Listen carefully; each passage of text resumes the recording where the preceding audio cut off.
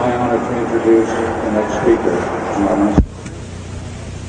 I met Phil over the telephone approximately 3 years ago, and in person about 2 years ago. And during that period of time, I became very well acquainted with him. He was, at that time, still working for the government, and he didn't say much about what he did. But nonetheless, over a period of time, I became well acquainted with him. I found him to be a person of integrity and honesty. And about 1 year ago, he became totally fed up with the New World Order and the establishment. He thought he was working for the betterment of mankind and the work that he was doing as a geologist for our government as well as for NATO.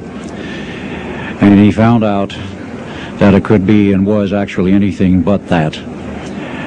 So his revelations became, in many respects, my revelations. And I urged him last winter and spring to go public and lecture. Finally got him out.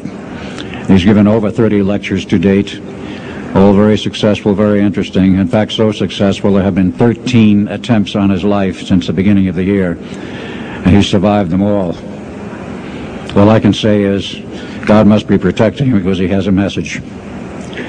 So without further ado, I would like to introduce Mr. Phil Schneider, and understand also everything is being recorded and the video and audio tapes will be available later. Please give a warm welcome to Phil Schneider.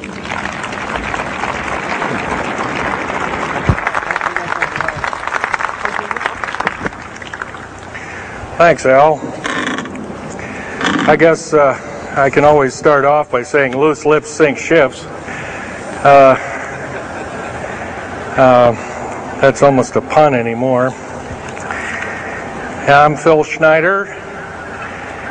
I worked 17 years for the United States government as a geologist and aerospace engineer as well as a structural engineer.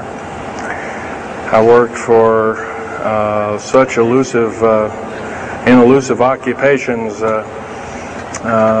with Boris and Knudsen, Bechtel, Page and Page, Aerospatiale of France, and a host of other, EG&G and a host of other, Los Alamos Laboratory and these kind of things.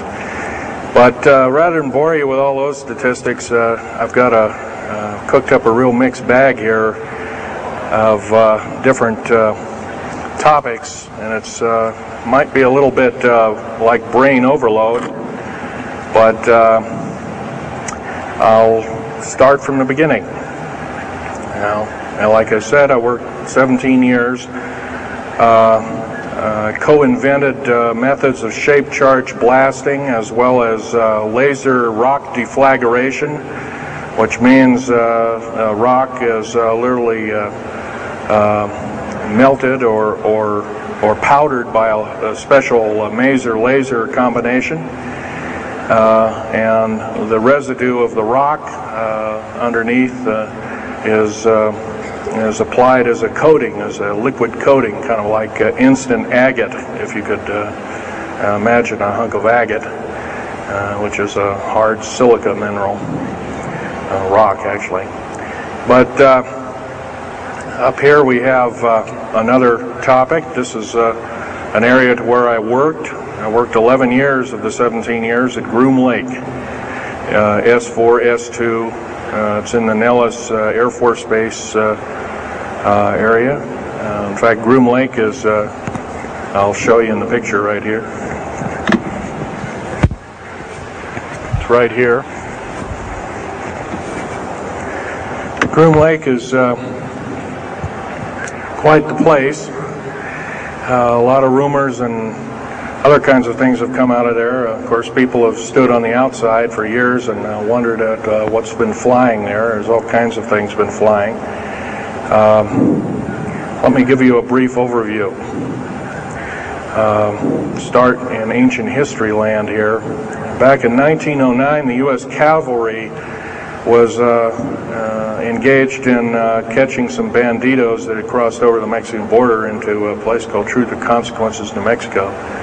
And they went into a cave or a hideout and killed the so-called bandits, but what they found out they couldn't explain, and they were called horseshoe craft at that time, or horseshoe ships.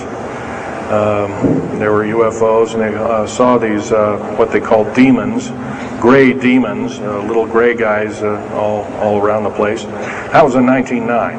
Now, in 1933, our government was actively engaged with the Europeans, mostly the French and the English, in special researches dealing with aerial phenomenon. And once again, the term flying saucer or flying disc didn't come about until much later, supposedly right around the mid-1940s. Anyway, the whole thing here is that also in 1946, I might want to add, we were engaged in atomic bomb testing and this kind of a like, and of course the area of Bikini Atoll. Some of the pictures are over here on the white board, showing with the actual language of both the U.S. Army and U.S. Navy archives. Anyway, these flying ships were seen as early as 1945, 46. Some of them were called Foo Fighters, and you name it. They were fully known about, maybe as early as 1935 or 36 by our U.S. Navy.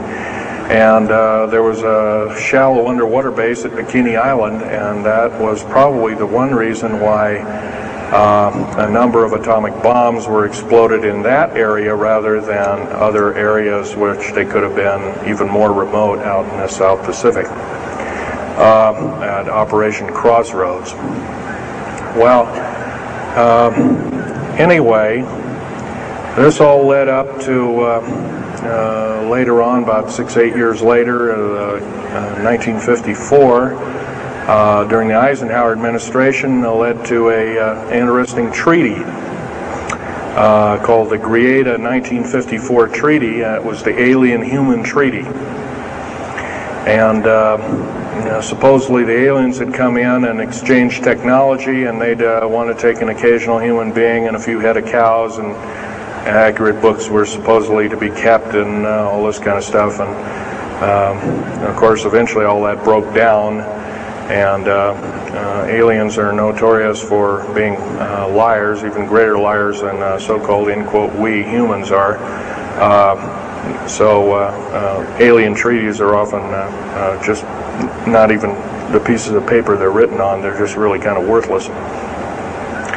Anyway, my work as a geologist in building underground military bases, some of which are over 2 miles underground. And I think when you listen to Al tonight, if you have a chance to listen to him, he will speak of, Al's actually been on some of the high-speed monorail subway cars, if you might want to call them, that link these bases together. Some of them are capable of riding on a cushion of air about 3/4 of an inch off a rail at a better part of Mach 2. And he's actually been on one of these trains. I've only been in one of the tunnels and helped build some of the tunnels. Incidentally, I helped work on 13 deep underground military bases. Had hands-on experience. Notorious was the one in and around the Dulce, the southeastern and southwestern sides of Dulce.